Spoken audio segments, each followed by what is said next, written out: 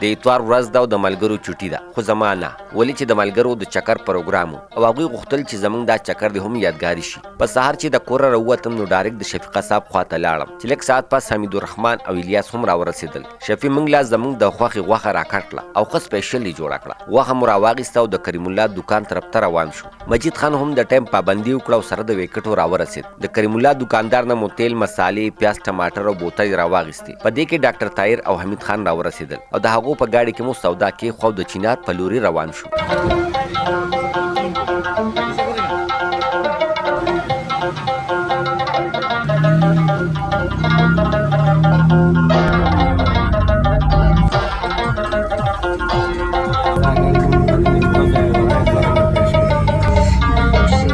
बाजार करावर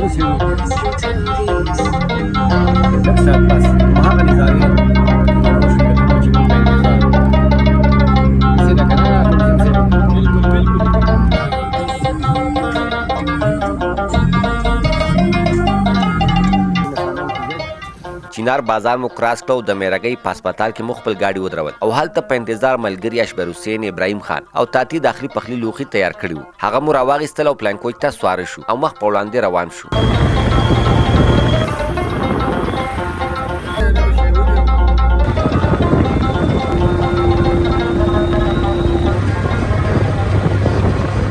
سفر ډیر مزیدار و. 2 ماشومان هم را سره په دې سفر کې شامل وو. په ګاډي کې ګپې شپې لګېدې، ټوکې ټقالې شروع وې او د پرونۍ سنګر د ښکلو نظارو نه مو خوندونه اخیستل.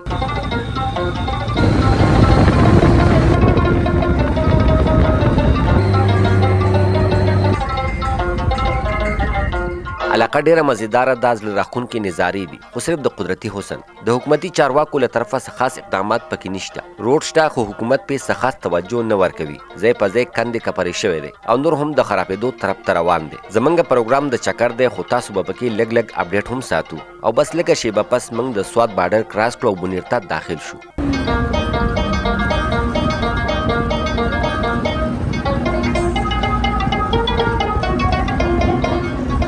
د سوات سړکونو خو لا ګزاره کوله، خو د بونیر سړک بیخي تباه دی. داسې ځایونه پکې رالو چې ډرایور به حیران شو چې اوس یې د کم کمر نه بچ کړم، خو بیا هم د خپل منزل په لور روان وو.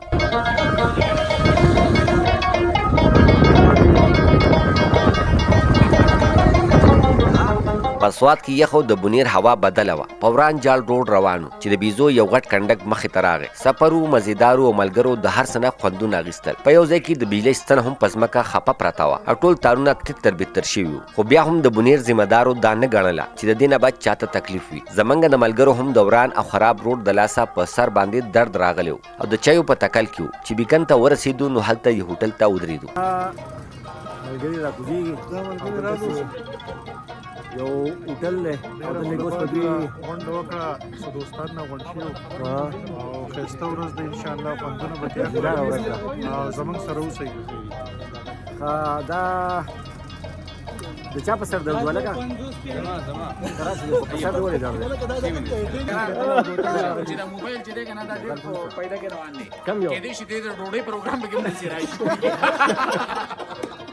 استاد چې صفت شوی دی چې باندې کوم چې ته په دې ټول ایریا کې وګرځه، ان شاء الله ته به بیا وایې چې محمد رحمان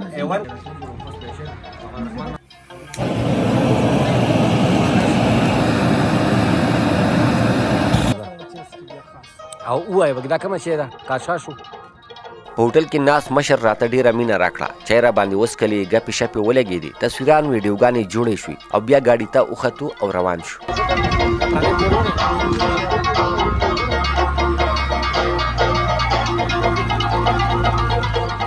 بس د لږ سفر نه پس هغه ځای راورسېدو کوم چې ملګرو ټاکلی و. ګاډی راوګرځېدو، ملګري ترېنه راکوز شول. تک سور نور لګېدو، ښکلی مزیدار ګراونډ و او ملګرو سامانونه راکوز شول.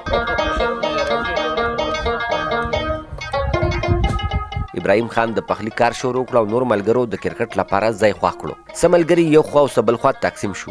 الیاس د یو ټیم او ډاکټر طاهر د بل ټیم کپتانان شو. ټاس ویشتی شو، الیاس ټاس وګټو او ګیم شروع شو. دلته کې پخلی روان دی او دغه ځای کې ګیم روان دی.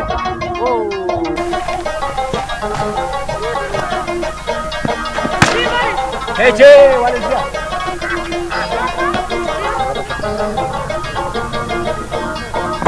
یو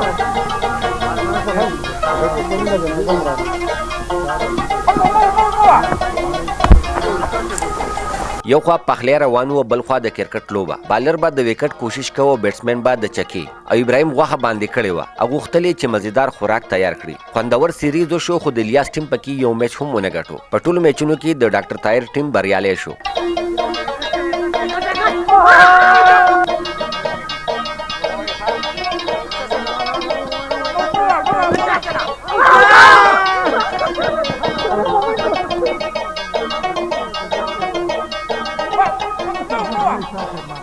ډاکټر طاهر صاحب موږ یو پروګرام جوړ کړو. موږ دلته د کلیل کنډو ته راغلو.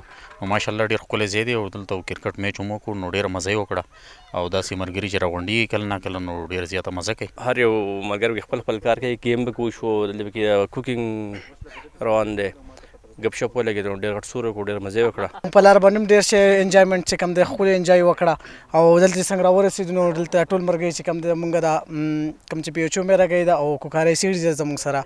نو موږ ټیمان چې کوم دی خو ښکلی کرکټ وکړو. ډاکټر طاهر صاحب ډېره شکریه. دوی دا پروګرام جوړ کړو، ډېر خوند وکړو، ډېره مزې وکړه. ټول ملګري ناست دي، ډېر خوندور پروګرام دی.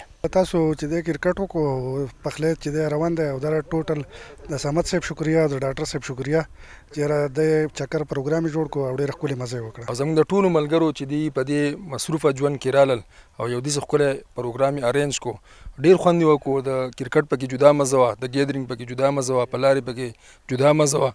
نو زه د ټولو ملګرو ډېره شکریه ادا کوم چې دوی پکې موږ ته هم دعوت راکړو، ډاکټر صاحب او د نورو ملګرو. لول کرکټ وکړو، اوس چې د خوراک باندې دی انشاءالله تعالی بیا خوراک کوو. نو ډېره مزه یې وکړه، خوند یې وکړو او نور هم انشاءالله امید لرو چې خوند به رواني. او زه د ټولو ملګرو ډېر شکریه ادا کوم چې په دې مصروفه ژوند کې مونږ رالو. زموږ سره چې انوایرمنټ دی، کمې نظارې مونږ وکتې، یقین وکړئ دا انرژي ده او دا زموږ د وجود دپاره دا شیزونه ضروري دي چې یاره مونږ دا اوټینګز کوو نو زموږ په دې هیلث باندې د ډېر ښه اثر وي. زه ټولو خپلو ملګرو ته د کیمرې په دې سترګه چې موږ ګورو ټولو دوستانو ته دا علاقه ویزټ کوئ او دا دې نه خوندونه واخلئ. نن چې زموږ کومه ورځ روانه ده یقین وکړئ ډېر ښایسته ماحول دی. کرکټ او دا خو هسې هغه خو نه زموږ دا چې کوم ګیدرینګ دی او کوم زموږ ګپ شپ ولګېدو، زه د دې ټولو ملګرو چې زموږ انویټیشن یې قبول کو او نن یو ښه ګیدرینګ کړی دی. دا د ژوند ډېر قیمتي وختونه او د کیمره په دې سترګه کې چې دا موږ رابند کړو نو دا زموږ سره یاد پاتې شي. ابراهیم خان یوازې لګیا و چې میچ ختم شو نو ټول ملګري په جمع شول او د خوراک تیاری شروع شو. چا سلاد جوړول، چا ریتا. سالن تیار شو، ملګري کېناستل او خو په بر بیټ خوراک شروع شو. ورپسې د پیو ټینګ خټه چای تیار شو، چای څښل کېدي او ګپې شپې لګېدې.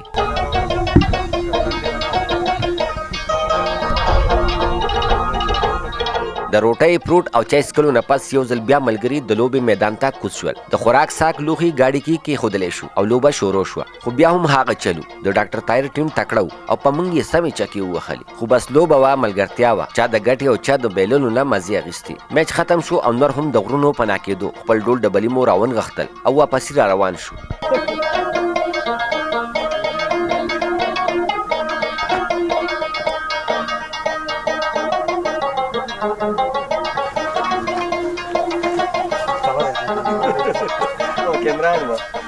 کلیل مو کراس کړو او سوات ته داخل شو. د عبدالرحمن دی په هوټل کې مو څه هلکه پلکه خوراک وکړو او ښایسته نظارو کې مو ویډیوز او تصویران جوړ کړل او بیا د خپل کلي په طرف روان شو. چکر ډېر خوند وکړو خو د یو څو ملګرو کمی پکې محسوس کېدو چې هغو د څه مجبورۍ د لاسه نه و شریک شوي.